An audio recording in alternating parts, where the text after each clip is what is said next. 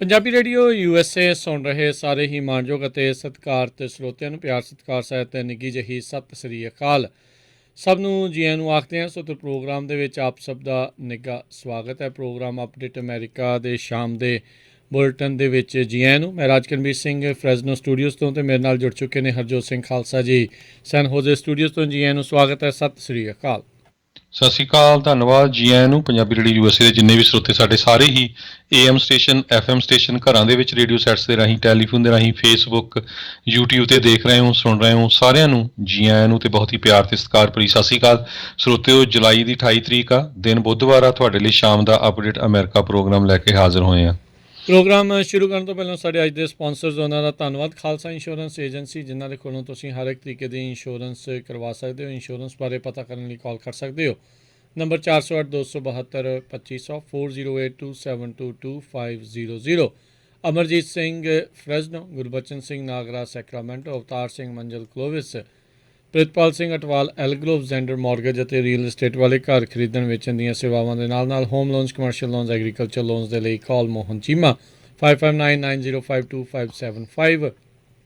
ਟੇਰਕੇਣਾ immigration ਲਾ firm, immigration ਦਾ ਹੋਵੇ ਕਿਸੇ ਵੀ ਤਰੀਕੇ ਦਾ ਕੰਮ, ਇਮੀਗ੍ਰੇਸ਼ਨ ਦੇ ਅਟਰਨੀ ਜੇ ਟੇਰਕੇਣਾ ਉਹਨਾਂ ਦੇ ਨਾਲ ਸੰਪਰਕ ਕਰ ਸਕਦੇ ਹੋ। ਕਾਲ 4159090503। I-5 ਦੇ ਐਗਜ਼ਿਟ 538 ਦੇ ਉੱਤੇ ਟਰੱਕ ਪਾਰਕਿੰਗ ਉਪਲਬਧ ਹੈ। ਵੀਡੀਓ ਸਰਵੇਲੈਂਸ ਸਿਕਿਉਰਿਟੀ ਦਾ ਪ੍ਰਬੰਧ ਆ। 597 ਨਾਰਥ ਈਸਟ ਸਟਰੀਟ ਵੁੱਡਲੈਂਡ।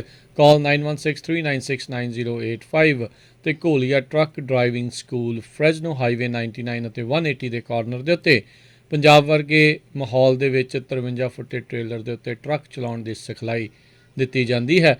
ਇਸ ਮੌਕੇ ਇਹਨਾਂ ਦੀ ਸ਼ਾਪ ਦੇ ਲਈ ਇਹਨਾਂ ਨੂੰ ਮਕੈਨਿਕ ਦੀ ਜ਼ਰੂਰਤ ਹੈ ਅਤੇ ਇਹਨਾਂ ਦੇ ਕੋਲ ਡਰਾਈਵ ਐਂਡ ਟ੍ਰੇਲਰਸ ਰੈਂਟ ਦੇ ਲਈ ਉਪਲਬਧ ਹਨ। ਕਾਲ 550926633737 559-266-3737। ਜੀ, ਅੱਜ ਦੀਆਂ ਖਬਰਾਂ ਵੱਲ ਆਈਏ। ਜਿਸ ਤਰ੍ਹਾਂ ਆਪਾਂ ਸਵੇਰੇ ਗੱਲਬਾਤ ਕੀਤੀ ਸੀ ਵੀ ਜਿਹੜਾ ਇਨਫਰਾਸਟਰਕਚਰ ਬਿੱਲ ਆ ਉਹਦੇ ਉੱਤੇ ਅੱਜ ਕਹਿੰਦੇ ਵੀ ਐਡਵਾਂਸ ਹੋ ਰਿਹਾ ਅਤੇ ਜਿਹੜੀ ਵੋਟਿੰਗ ਹੋਈ ਆ 67 ਸੈਨੇਟਰਸ ਨੇ ਹੱਕ ਦੇ ਵਿੱਚ ਪਾਈ ਆ, 32 ਨੇ ਜਿਹੜੀ ਆ ਅਗੇਂਸਟ ਪਾਈ ਆ, ਜਿਹਦੇ ਵਿੱਚੋਂ 17 ਰਿਪਬਲਿਕਨ ਸੀਗੇ। $550 ਬਿਲੀਅਨ ਦਾ ਜਿਹੜਾ ਮਨੀ ਆ ਉਹ ਟਰਾਂਸਪੋਰਟੇਸ਼ਨ, ਯੂਟਿਲਿਟੀ ਅਤੇ ਬਰੋਡਬੈਂਡ ਜਿਹੜਾ ਇੰਟਰਨੈਟ ਆ ਉਹਦੇ ਵਿੱਚ ਇਨਵੈਸਟ ਕੀਤਾ ਜਾਊਗਾ। ਅਤੇ ਡੈਮੋਕਰੇਟਸ ਜਿਹੜੇ ਆ ਉਹ ਇੱਕ ਹੋਰ ਲੈਜਿਸਲੇਸ਼ਨ ਪਾਸ ਕਰਨ ਦੀ ਸੋਚ ਰਿਹਾ, ਜਿਹਦੇ ਵਿੱਚ child care, paid leave, education ਅਤੇ ਕਲਾਈਮੇਟ ਚੇਂਜ ਨੂੰ ਕਿਸ ਤਰ੍ਹਾਂ ਜਿਹੜਾ ਆ ਕੰਟਰੋਲ ਕਰਨਾ ਉਹਦੇ ਉੱਤੇ ਉਹ ਹੋਊਗਾ। ਜੀ ਬਿਲਕੁਲ। ਸੋ ਇਹ ਕਹਿ ਸਕਦੇ ਹਾਂ ਵੀ ਇਹ ਬਾਈ ਪਾਰਟੀਜ਼ਨ ਜਿਹੜੀ ਇੱਕ ਵੱਡੀ ਜਿੱਤ ਦੇਖੀ ਜਾ ਰਹੀ ਹੈ। ਸਵੇਰੇ ਵੀ ਜਿਹੜੀ ਆ ਆਰਮ ਟਵਿਸਟਿੰਗ, ਬਾਂਹ ਮਰੋੜੀ ਜਿਹੜੀ ਆ ਉਹ ਵੀ ਦੇਖਣ ਨੂੰ ਆਪਾਂ ਦੇਖੀ ਸੀਗੀ, ਪਰ ਇਵੈਂਚੁਅਲੀ ਦੋਨੋਂ ਹੀ ਤਰਫਾਂ ਦੇ ਜਿਹੜੇ ਸੈਨੇਟਰਸ ਆ ਉਹਨਾਂ ਨੇ ਇਸ ਦੇ ਉੱਤੇ ਕਹਿ ਲਓ ਵੀ ਦਿਖਾਇਆ ਆ ਵੀ ਅਸੀਂ ਮਿਲ ਕੇ ਜਿਹੜਾ ਕੰਮ ਕਰ ਸਕਦੇ ਹਾਂ। ਸੋ 67 ਜਿਹੜੇ ਸੈਨੇਟਰਸ ਆ ਉਹਨਾਂ ਨੇ ਲੈ ਕੇ ਆਂਦਾ ਹੈ। ਸੋ $550 ਬਿਲੀਅਨ ਦੀ ਨਵੀਂ ਮਨੀ ਜਿਹੜੀ ਆ ਉਹ ਨਵੇਂ ਪ੍ਰੋਜੈਕਟਸ ਦੇ ਲਈ ਜਿਹੜੀ ਆ ਉਹ ਸਪੈਂਡ ਕੀਤੀ ਜਾਊਗੀ। ਉੱਦਾਂ ਆਈ ਥਿੰਕ ਹਰਜੋਤ ਸਿੰਘ ਜੀ ਇਸ ਦੀ ਕੁੱਲ ਲਾਗਤ 1.3 ਟ੍ਰਿਲੀਅਨ ਜਿਹੜੀ ਆ ਉਹ ਦੱਸੀ ਜਾ ਰਹੀ ਹੈਗੀ ਆ। ਕੁਝ ਸਮਾਂ ਪਹਿਲਾਂ ਵੀ ਇੱਕ ਅਜਿਹਾ ਹੀ ਬਿੱਲ ਜਿਹੜੀ ਇਨਫਰਾਸਟਰਕਚਰ ਆ ਉਸ ਦੇ ਉੱਤੇ ਪ੍ਰੋਸੀਜਰ ਵੋਟ ਲਿਆਂਦੀ ਗਈ ਸੀਗੀ।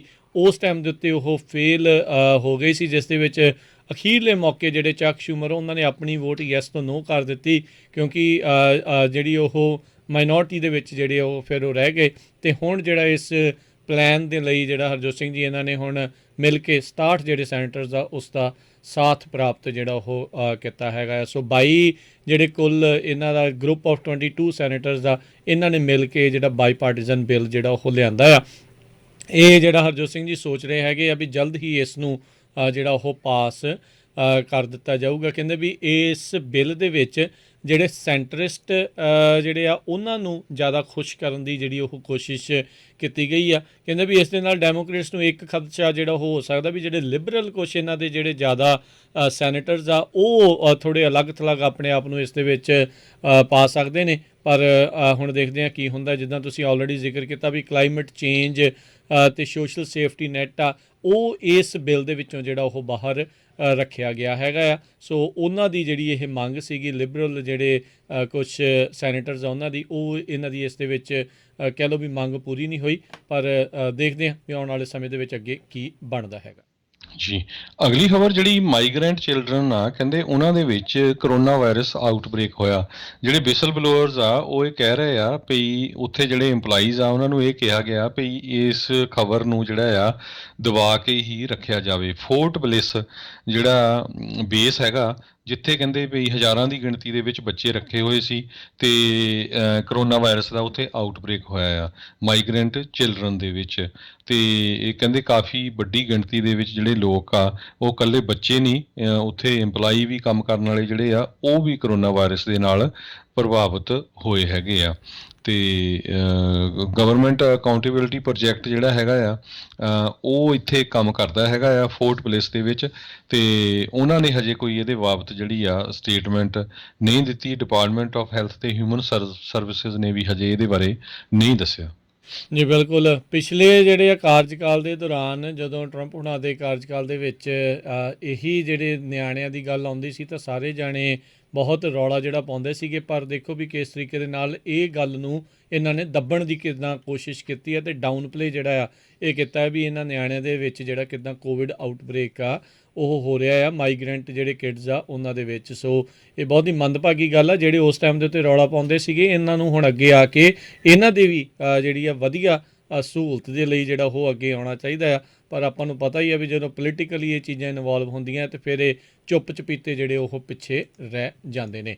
ਉਧਰ ਹਰਜੋਤ ਸਿੰਘ ਜੀ ਗੱਲ ਕਰਦੇ ਜਾਈਏ, ਨਿਊਯਾਰਕਰਸ ਨੂੰ $100 ਦਾ ਇਨਸੈਂਟਿਵ ਜਿਹੜੇ ਆ ਉੱਥੋਂ ਦੇ ਮੇਅਰ ਡੀ ਬਲੈਸੀਓ ਜਿਹੜੇ ਆ ਉਹ ਦੇ ਰਹੇ ਨੇ ਵੀ ਜਿਹੜਾ ਕੋਵਿਡ ਵੈਕਸੀਨ ਲਾਊਗਾ ਉਹਨੂੰ $100 ਜਿਹੜਾ ਉਹ ਨਾਲ ਦੇ ਨਾਲ ਦਿੱਤਾ ਜਾਊਗਾ। ਕਹਿੰਦੇ ਵੀ ਇੱਕ ਡੈਸਪਰੇਟ ਮੈਜਰ ਦੇ ਵਿੱਚ ਇਹ ਜਿਹੜੇ ਸਿਟੀ ਹਾਲ ਇਹ ਕੋਸ਼ਿਸ਼ ਜਿਹੜੀ ਉਹ ਕਰ ਰਹੀ ਆ ਵੀ ਵੱਧ ਤੋਂ ਵੱਧ ਜਿਹੜੇ ਨਿਊਯਾਰਕ ਦੇ ਵਿੱਚ ਰਹਿਣ ਵਾਲੇ ਲੋਕ ਆ ਉਹ ਵੈਕਸੀਨ ਆ ਉਹ ਲਗਵਾ ਲੈਣ। ਇਸ ਮੌਕੇ ਸਭ ਤੋਂ ਵੱਡੀ ਜਿਹੜੀ ਮੁਸ਼ਕਲ ਪੂਰੇ ਹੀ ਅਮਰੀਕਾ ਦੇ ਵਿੱਚ ਇਹੀ ਦੇਖੀ ਜਾ ਰਹੀ ਆ ਵੀ ਲੋਕਾਂ ਨੂੰ ਜਿਹੜਾ ਟੀਕਾ ਲਵਾਉਣ ਤੱਕ ਲੈ ਕੇ ਜਾਣ ਦੇ ਵਿੱਚ ਬੜੀ ਇਹਨਾਂ ਨੂੰ ਮੁਸ਼ਕਲ ਦਾ ਸਾਹਮਣਾ ਕਰਨਾ ਪੈ ਰਿਹਾ ਆ। ਬਹੁਤ ਸਾਰੇ ਲੋਕ ਜਿਹੜੇ ਆ ਟੀਕਾ ਲਵਾਉਣ ਤੋਂ ਭੱਜ ਰਹੇ ਨੇ। ਇਹ ਵੱਖ-ਵੱਖ ਜਿਹੜੇ ਇੱਦਾਂ ਦੇ ਇਨਸੈਂਟਿਵ ਦੇ ਕੇ ਲੋਕਾਂ ਨੂੰ ਪ੍ਰੇਰਿਤ ਕਰਨ ਦੀ ਕੋਸ਼ਿਸ਼ ਕਰ ਰਹੇ ਆ। ਬਹੁਤ ਜ਼ਿਆਦਾ ਜਿਹੜੀ ਮਿਸ ਇਨਫੋਰਮੇਸ਼ਨ, ਗਲਤ ਇਨਫੋਰਮੇਸ਼ਨ ਜਿਹੜੀ ਆ ਵੈਕਸੀਨ ਦੇ ਬਾਬਤ ਲੰਮੇ ਸਮੇਂ ਤੋਂ ਜਿਹੜੀ ਆ ਉਹ ਘੁੰਮ ਰਹੀ ਆ, ਜਿਹੜੀ ਕਿਤੇ ਨਾ ਕਿਤੇ ਉਹਨਾਂ ਲੋਕਾਂ ਦੇ ਮਨਾਂ ਦੇ ਵਿੱਚ ਘਰ ਜਿਹੜੀ ਉਹ ਕਰ ਚੁੱਕੀ ਆ, ਜਿਸ ਕਰਕੇ ਉਹ ਵੈਕਸੀਨ ਲਵਾਉਣ ਤੋਂ ਹੁਣ ਪਰਹੇਜ਼ ਕਰ ਰਹੇ ਨੇ। ਲੂਜ਼ੀਆਨਾ ਸਟੇਟ ਜਿਹੜੀ ਆ ਉੱਥੇ ਸਭ ਤੋਂ ਘੱਟ ਲੋਕਾਂ ਨੇ ਜਿਹੜਾ ਕਰੋਨਾ ਵਾਇਰਸ ਦੇ ਵੈਕਸੀਨ ਲਵਾਏ ਆ, 36% ਦੇ ਕਰੀਬ। ਤੇ ਹੁਣ ਖਬਰ ਇਹ ਆ ਰਹੀ ਆ ਵੀ ਲੂਜ਼ੀਆਨਾ ਦੇ ਵਿੱਚ ਕਰੋਨਾ ਵਾਇਰਸ ਨਾਲ ਪੀੜਤ ਲੋਕਾਂ ਦੀ ਗਿਣਤੀ ਜਲਦੀ ਬਹੁਤ ਜ਼ਿਆਦਾ ਵੱਧ ਰਹੀ ਹੈਗੀ ਆ। ਮੰਗਲਵਾਰ ਤੱਕ 1390 ਲੋਕ ਹਸਪਤਾਲ ਦੇ ਵਿੱਚ ਐਡਮਿਟ ਸੀ, ਜਿਹੜੇ ਕਿ ਸੋਮਵਾਰ ਨਾਲੋਂ 169 ਜਿਹੜੇ ਆ ਹੋਰ ਐਡ ਹੋਏ ਹੈਗੇ ਆ। 6800 ਦੇ ਕਰੀਬ ਜਿਹੜੇ ਆ ਲੋਕ ਉਹ ਪੋਜ਼ਿਟਿਵ ਪਾਏ ਗਏ ਆ। ਪਹਿਲਾਂ ਜਿਹੜੀ ਮੈਂ ਖਬਰ ਸਾਂਝੀ ਕੀਤੀ ਆ ਵੀ ਉਹ ਜਿਹੜੇ ਹਸਪਤਾਲਾਂ 'ਚ ਐਡਮਿਟ ਆ, ਸੋ ਜਿਹੜੇ ਕਰੋਨਾ ਵਾਇਰਸ ਨਾਲ ਪੋਜ਼ਿਟਿਵ ਆ, ਬਹੁਤ ਵਾਰ ਲੋਕ ਹਸਪਤਾਲ ਨਹੀਂ ਜਾਂਦੇ, ਘਰੇ ਹੀ ਹੁੰਦੇ ਆ।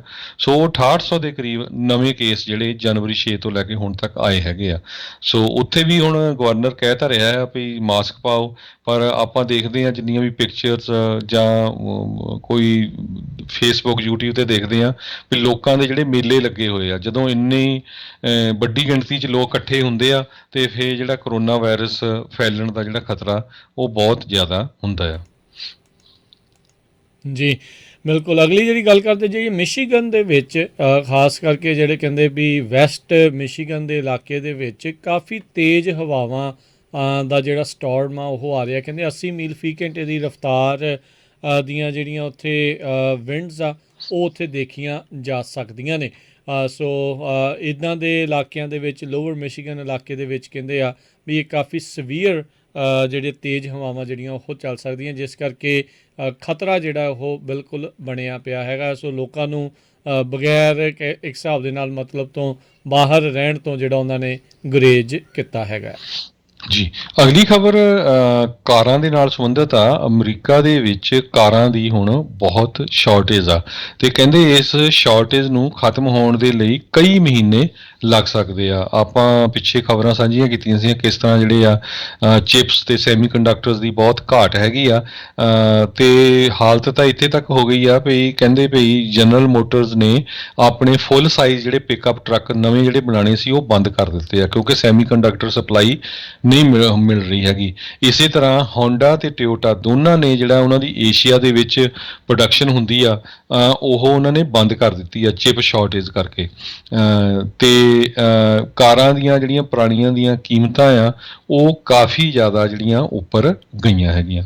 ਕਾਫੀ ਨਹੀਂ, ਕਈ ਥਾਵਾਂ ਦੇ ਉੱਤੇ ਹਰਜੋਤ ਸਿੰਘ ਜੀ ਨਵੀਆਂ ਕਾਰਾਂ ਨਾਲੋਂ ਜਿਹੜੀਆਂ ਮਹਿੰਗੀਆਂ ਇਸ ਟਾਈਮ ਪੁਰਾਣੀਆਂ ਕਾਰਾਂ ਮਿਲ ਰਹੀਆਂ। ਉਸ ਦਾ ਮਤਲਬ ਜਿਹੜੀ ਤੁਸੀਂ ਚਿਪ ਸ਼ਾਰਟੇਜ ਦੀ ਜਿਹੜੀ ਉਹ ਗੱਲ ਕਰ ਰਹੇ ਆ, ਜੇ ਅੱਜ ਤੁਸੀਂ ਕਾਰ ਖਰੀਦਣ ਲਈ ਜਾਂਦੇ ਆ ਤਾਂ ਤੁਹਾਨੂੰ 2-3 ਮਹੀਨੇ ਦਾ ਇੰਤਜ਼ਾਰ ਆ, ਅਤੇ ਜਿਹਦੀ ਕਹਿ ਲਓ ਵੀ ਜਿਹਨੂੰ ਬਹੁਤ ਜ਼ਿਆਦਾ ਜ਼ਰੂਰਤ ਆ ਉਹ ਇੰਨੇ ਮਹੀਨੇ ਜਿਹੜਾ ਵੇਟ ਨਹੀਂ ਕਰ ਸਕਦਾ, ਅਤੇ ਫਿਰ ਉਹ ਪੁਰਾਣੀਆਂ ਕਾਰਾਂ ਜਿਹੜੀ ਉਹ ਖਰੀਦਣ ਵੱਲ ਨੂੰ ਵੱਧਦੇ ਆ।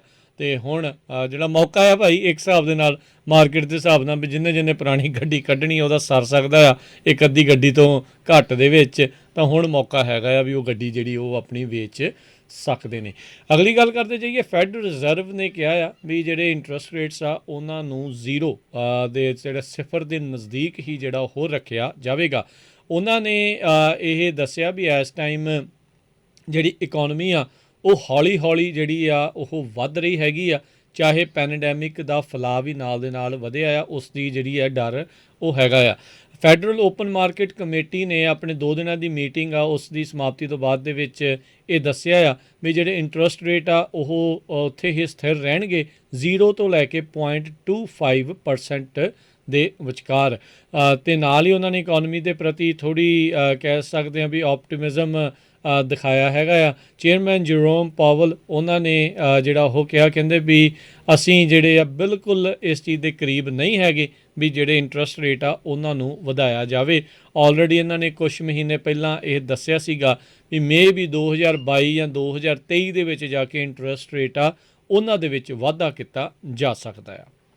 ਜੀ, ਅਗਲੀ ਖਬਰ ਵੱਲ ਚਲੀਏ। ਕਹਿੰਦੇ ਵੀ ਜਰਮਨ ਦੇ ਵਿੱਚ ਇੱਕ ਬੀਬੀ $39 ਮਿਲੀਅਨ ਦੀ ਲੋਟੋ ਦੀ ਟਿਕਟ ਜਿੱਤੀ ਸੀ ਤੇ ਕਈ ਹਫ਼ਤੇ ਉਹ ਆਪਣੇ ਪਰਸ ਦੇ ਵਿੱਚ ਹੀ ਲੈ ਕੇ ਘੁੰਮਦੀ ਰਹੀ। 45 ਸਾਲਾਂ ਦੀ ਇਹ ਬੀਬੀ ਨੂੰ ਜਦੋਂ ਪਤਾ ਲੱਗਿਆ ਵੀ ਮੈਂ ਜਿਹੜੀ ਟਿਕਟ ਜਿੱਤੀ ਆ, ਤੇ ਉਹ ਬੜੀ ਕਹਿੰਦੀ ਵੀ ਮੈਂ ਹੈਰਾਨ ਹੋਈ ਵੀ ਮੈਂ ਇੰਨੇ ਪੈਸਿਆਂ ਵਾਲੀ ਜਿਹੜੀ ਟਿਕਟ ਆ ਉਹ ਲੈ ਕੇ ਘੁੰਮਦੀ ਰਹੀ, ਤੇ ਉਸਨੇ ਆਪਣੀ ਟਿਕਟ ਕੈਸ਼ ਕਰਾ ਲਈ। ਉਹਨੂੰ $33 ਮਿਲੀਅਨ ਜਿਹੜਾ ਮਿਲਣਾ ਹੈ, ਬਾਕੀ ਜਿਹੜਾ ਟੈਕਸ ਕੱਟ ਹੋ ਜਾਣਾ ਹੈਗਾ ਆ। ਇਸ ਤੋਂ ਪਹਿਲਾਂ ਵੀ ਕੈਲੀਫੋਰਨੀਆ ਦੇ ਵਿੱਚ ਇੱਕ ਵਾਰੀ ਇੱਕ ਲੇਡੀ ਨੂੰ ਹੀ $26 ਮਿਲੀਅਨ ਦੀ ਟਿਕਟ ਮਿਲੀ ਸੀ, ਜਿੱਤੀ ਸੀ ਉਸਨੇ, ਤੇ ਉਸਨੇ ਆਪਣੀ ਜਿਹੜੀ ਟਿਕਟ ਸੀਗੀ ਉਹ ਵਾਸ਼ ਕਰ ਲਈ ਸੀਗੀ। ਜੀ, ਅਗਲੀ ਗੱਲ ਕਰਦੇ ਜਾਈਏ, ਸੈਨੇਟਰ ਐਲਿਜ਼ਾਬੈਥ ਵਾਰਨ ਆ ਉਹਨਾਂ ਨੇ ਕੈਲੀਫੋਰਨੀਆ ਦੇ ਵਿੱਚ ਹੋ ਰਹੀ ਰੀਕਾਲ ਇਲੈਕਸ਼ਨ ਦੇ ਵਿੱਚ ਮੌਜੂਦਾ ਗਵਰਨਰ ਗੈਵਿਨ ਨਿਊਸਮ ਆ ਉਸ ਦੀ ਸਪੋਰਟ ਦੇ ਵਿੱਚ ਐਡ ਜਿਹੜੀ ਉਹ ਲਾਈ ਆ। ਉਹਨਾਂ ਨੇ ਆਪਣੀ ਇਸ ਐਡ ਦੇ ਵਿੱਚ ਇਹ ਦਾਅਵਾ ਕੀਤਾ ਆ ਵੀ ਜਿਹੜੇ ਟਰੰਪ ਦੇ ਰਿਪਬਲਿਕਨਸ ਆ ਉਹ ਆ ਰਹੇ ਨੇ ਇਹਨਾਂ ਤੋਂ ਸੱਤਾ ਜਿਹੜੀ ਆ ਉਹ ਹਥਿਆਉਣ ਦੇ ਲਈ। ਸੋ ਹੁਣ ਥੋੜ੍ਹੇ ਹੀ ਜਿਹੜੇ ਹਰਜੋਤ ਸਿੰਘ ਜੀ ਡੇਢ ਮਹੀਨਾ ਜਿਹੜਾ ਤਕਰੀਬਨ ਰਹਿ ਗਿਆ ਹੈਗਾ ਆ ਇਲੈਕਸ਼ਨ ਜਿਹੜੀ ਇੱਥੇ ਆਉਣ ਦੇ ਲਈ। ਕਹਿੰਦੇ ਵੀ ਵੋਟਰ ਟਰਨ ਆਊਟ ਜਿਹੜਾ ਆ ਉਹ ਕਰੂਸ਼ਲ ਰਹਿਣ ਵਾਲਾ ਆ ਗੈਵਨ ਨਿਊਸਮ ਦੀ ਜਿਹੜੀ ਰੀਕਾਲ ਇਲੈਕਸ਼ਨ ਦੇ ਲਈ। ਉੱਦਾਂ ਜਿਹੜੇ ਇਸ 'ਤੇ ਰੀਕਾਲ ਹੋਣ ਦੀ ਸੰਭਾਵਨਾ ਘੱਟ ਆ, ਪਰ ਕਹਿੰਦੇ ਆ ਵੀ ਜੇ ਸਾਰੇ ਹੀ ਰਿਪਬਲਿਕਨਸ ਜਿਹੜੇ ਖਾਸ ਕਰਕੇ ਇਸ ਦੇ ਅਤੇ ਜਿਹੜੇ ਹੋਰ ਵੀ ਸੈਂਟਰਿਸਟ ਜਾਂ ਡੈਮੋਕਰੇਟਸ ਵੀ ਜਿਹੜੇ ਨਿਊਸਮ ਦੇ ਵਿਰੋਧੀ ਆ, ਜੇ ਉਹ ਉੱਭਰ ਕੇ ਆ ਕੇ ਵੋਟ ਪਾਉਂਦੇ ਆ ਤਾਂ ਫਿਰ ਡੈਫੀਨੇਟਲੀ ਜਿਹੜਾ ਨਿਊਸਮ ਆ ਉਸ ਨੂੰ ਇੱਕ ਖਤਰਾ ਹੈਗਾ ਆ। ਨੋ ਡਾਊਟ ਮੈਜੋਰਟੀ ਦੇ ਵਿੱਚ ਜਿਹੜੇ ਇੱਥੇ ਡੈਮੋਕਰੇਟਸ ਆ ਉਹਨਾਂ ਦੀਆਂ ਵੋਟਾਂ ਹੈਗੀਆਂ ਆ, ਪਰ ਵੋਟਰ ਟਰਨ ਆਊਟ ਕਹਿੰਦੇ ਆ ਵੀ ਉਹ ਇੱਕ ਕ੍ਰਿਟੀਕਲ ਪਾਰਟ ਜਿਹੜਾ ਆ ਉਹ ਹੋ ਸਕਦਾ ਆ। ਅਗਲੀ ਖਬਰ ਜਿਹੜੀ ਆ, ਜੇ ਬਿਜ਼ਨਸ ਦੀ ਗੱਲ ਕਰਦੇ ਜਾਈਏ, ਜਿਹੜੇ ਗੂਗਲ ਆ ਕੰਪਨੀ ਉਸਨੇ ਇਹ ਕਿਹਾ ਵੀ ਉਹਨਾਂ ਦੇ ਜਿਹੜੇ ਏਮਪਲਾਈ ਆ ਅਕਤੂਬਰ ਮਹੀਨੇ ਤੱਕ ਘਰਾਂ ਤੋਂ ਕੰਮ ਕਰ ਸਕਦੇ ਹੈਗੇ ਆ।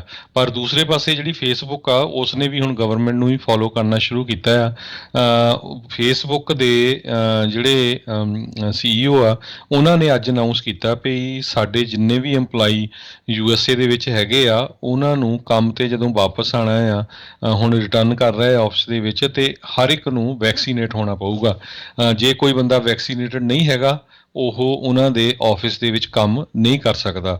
ਪਰ ਕੁਛ ਕੁ ਉਹ ਕਹਿੰਦੇ ਵੀ ਅਸੀਂ ਇੱਕ ਡਿਪਾਰਟਮੈਂਟ ਸੈਟਅਪ ਕੀਤੀ ਆ ਜਿਹਦੇ ਵਿੱਚ ਉਹ ਚੈੱਕ ਕਰਨਗੇ ਵੀ ਕਿਸੇ ਦਾ ਕੋਈ ਮੈਡੀਕਲ ਰੀਜ਼ਨ ਆ ਜਾਂ ਕੋਈ ਹੋਰ ਧਾਰਮਿਕ ਮੁੱਦਾ ਹੈਗਾ ਜਿਹਦੇ ਕਰਕੇ ਉਹ ਵੈਕਸੀਨ ਨਹੀਂ ਲਵਾ ਰਹੇ, ਪਰ ਹਰ ਇੱਕ ਨੂੰ ਉਹ ਰਿਕੁਆਇਰ ਹੋਊਗਾ ਜਦੋਂ ਤੁਸੀਂ ਵਾਪਸ ਕੰਮ ਤੇ ਜਾਣਾ ਵੀ ਤੁਹਾਡੇ ਟੀਕਾ ਲੱਗਾ ਹੋਣਾ ਚਾਹੀਦਾ ਹੈ।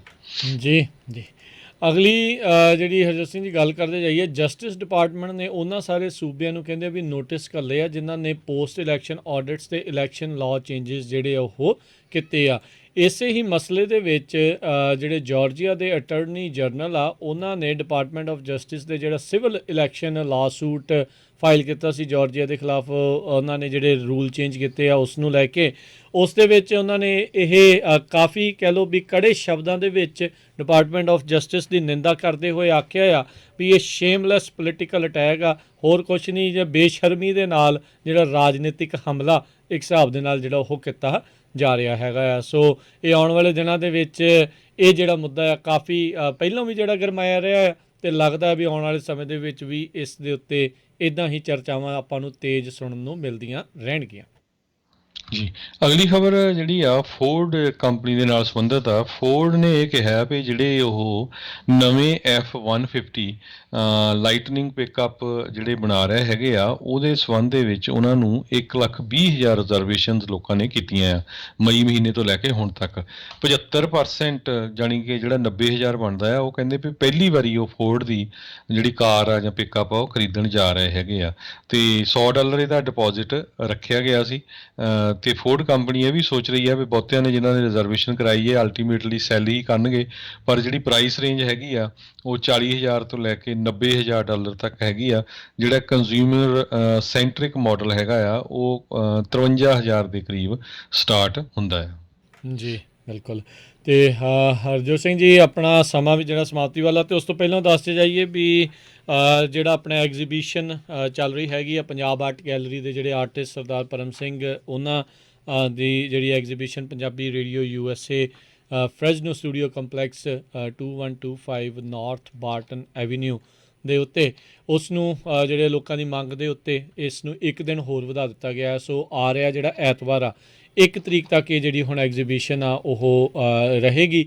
ਸੋ ਸ਼ਨੀਚਰਵਾਰ ਅਤੇ ਐਤਵਾਰ ਜਿਹੜੇ ਲੋਕ ਆ, ਕਿਉਂਕਿ 30 ਤਰੀਕ ਤੱਕ ਜਿਹੜਾ ਉਹ ਕੈਂਪ ਆਰਟ ਕੈਂਪ ਆ ਉਹ ਚੱਲੇਗਾ। 31 ਨੂੰ ਜਿਹੜਾ ਉਹ ਕੈਂਪ ਦੇ ਬੱਚਿਆਂ ਦੀ ਜਿਹੜੀ ਗ੍ਰੈਜੂਏਸ਼ਨ ਇੱਕ ਹਿਸਾਬ ਦੇ ਨਾਲ ਜਿਹੜੀ ਉਹ ਹੋਣੀ ਆ। ਸੋ ਉਸ ਤੋਂ ਬਾਅਦ ਦੇ ਵਿੱਚ ਸ਼ਨੀਚਰ ਅਤੇ ਐਤਵਾਰ ਨੂੰ ਦੋਨੋਂ ਦਿਨ ਜਿਹੜੇ ਵੀ ਦੇਖਣਾ ਚਾਹੁੰਦੇ ਨੇ ਇਹ ਪੇਂਟਿੰਗਸ ਨੂੰ, ਉਹਨਾਂ ਨੂੰ ਪੇਂਟਿੰਗ ਦੇਖਣ ਦੇ ਨਾਲ ਨਾਲ ਖੁਦ ਜਿਹੜੇ ਆਰਟਿਸਟ ਪਰਮ ਸਿੰਘ ਆ ਉਹਨਾਂ ਦੇ ਨਾਲ ਮਿਲਣ ਦਾ, ਗੱਲਬਾਤ ਕਰਨ ਦਾ ਵੀ ਜਿਹੜਾ ਉਹ ਮੌਕਾ ਮਿਲੇਗਾ। ਸੋ ਜ਼ਰੂਰ ਅਜੇ ਵੀ ਤੁਹਾਡੇ ਕੋਲ 3-4 ਦਿਨ ਜਿਹੜੇ ਪਏ ਨੇ, ਅਤੇ ਤੁਸੀਂ ਜ਼ਰੂਰ ਆ ਕੇ ਪੰਜਾਬੀ ਰੇਡੀਓ USA ਦਾ ਜਿਹੜਾ ਸਟੂਡੀਓ ਹੈਗਾ ਜਿੱਥੇ ਫਰੈਜ਼ਨੋ ਦੇ ਵਿੱਚ 2125 north Barton avenue B as in boy Fresno ਦੇ ਵਿੱਚ ਆ ਕੇ ਤੁਸੀਂ ਜਿਹੜਾ ਆ ਇਸ ਪੇਂਟਿੰਗ ਦੀ ਐਗਜ਼ੀਬਿਸ਼ਨ ਦਾ ਆਨੰਦ ਮਾਣ ਸਕਦੇ ਆ। ਆਪਣੀ ਜਿਹੜੀ 18ਵੀਂ ਸਦੀ ਦੇ ਜਿਹੜੇ ਸਿੱਖ ਇਤਿਹਾਸ ਦੇ ਨਾਲ ਜੁੜੀਆਂ ਹੋਈਆਂ ਅਹਿਮ ਘਟਨਾਵਾਂ, ਮਿਸਲਾਂ ਦੇ ਬਾਰੇ, ਅਤੇ ਹੋਰ ਜਿਹੜੀ ਪੰਜਾਬੀ ਅਤੇ ਸਿੱਖ ਵਿਰਸੇ ਦੇ ਨਾਲ ਸੰਬੰਧਿਤ ਜਿਹੜੀਆਂ ਪੇਂਟਿੰਗਸ ਆ ਉਹਨਾਂ ਦੀ ਐਗਜ਼ੀਬਿਸ਼ਨ ਇਸ ਟਾਈਮ ਚੱਲ ਰਹੀ ਹੈਗੀ ਆ। ਸੋ ਆਪ ਸਭ ਨੂੰ ਬੇਨਤੀ ਆ ਵੀ ਹੁਮ ਹੁਮਾ ਕੇ ਜਿਹੜਾ ਇਸ ਨੂੰ ਜ਼ਰੂਰ ਪਹੁੰਚੋ, ਅਤੇ ਹੁਣ ਇਹ ਆਉਂਦੇ ਐਤਵਾਰ ਤੱਕ ਇਸ ਐਗਜ਼ੀਬਿਸ਼ਨ ਦਾ ਦਿਨ ਐਕਸਟੈਂਡ ਕਰ ਦਿੱਤਾ ਗਿਆ ਹੈ। ਜੀ ਬਿਲਕੁਲ, ਸਾਨੂੰ ਬਹੁਤ ਰਿਕੁਐਸਟ ਆਈਆਂ ਸੀ ਖਾਸ ਕਰਕੇ ਸੈਕਰਾਮੈਂਟੋ ਮੋਡੈਸਟੋ ਏਰੀਏ ਤੋਂ ਪਈ ਜੇ ਵੀਕਐਂਡ ਦੇ ਵਧਾ ਦਿਓ। ਕਈ ਵਾਰੀ ਕੰਮ ਤੇ ਹੁੰਦੇ ਆ ਵੀ ਪਰਿਵਾਰਾਂ ਨੂੰ ਅਸੀਂ ਨਾਲ ਲੈ ਕੇ ਆਉਣਾ। ਸੋ ਬਿਲਕੁਲ, ਸੋ ਵੀਰਵਾਰ, ਸ਼ੁੱਕਰਵਾਰ, ਸ਼ਨੀਚਰਵਾਰ ਅਤੇ ਐਤਵਾਰ, ਸੋ ਸਾਰੇ ਦਿਨ ਤੁਸੀਂ ਸਵੇਰ ਦੇ 9 ਤੋਂ ਲੈ ਕੇ ਸ਼ਾਮ ਦੇ 6-7 ਵਜੇ ਤੱਕ ਕਿਸੇ ਟਾਈਮ ਵੀ ਜਾ ਕੇ ਜਿਹੜੀਆਂ ਉਹ ਐਗਜ਼ੀਬਿਸ਼ਨ 'ਚ ਪੇਂਟਿੰਗਸ ਲੱਗੀਆਂ ਬਹੁਤ ਵਧੀਆ। 90% ਆਫ ਦੋਜ਼ ਜਿਹੜੀਆਂ ਪੇਂਟਿੰਗਸ ਆ ਉਹ ਤੁਸੀਂ ਪਹਿਲੀ ਵਾਰੀ ਦੇਖੋਗੇ। ਆਮ ਆਪਾਂ ਘਰਾਂ 'ਚ ਸਾਰੇ ਰੱਖਦੇ ਹੀ ਹੈਗੇ ਆ।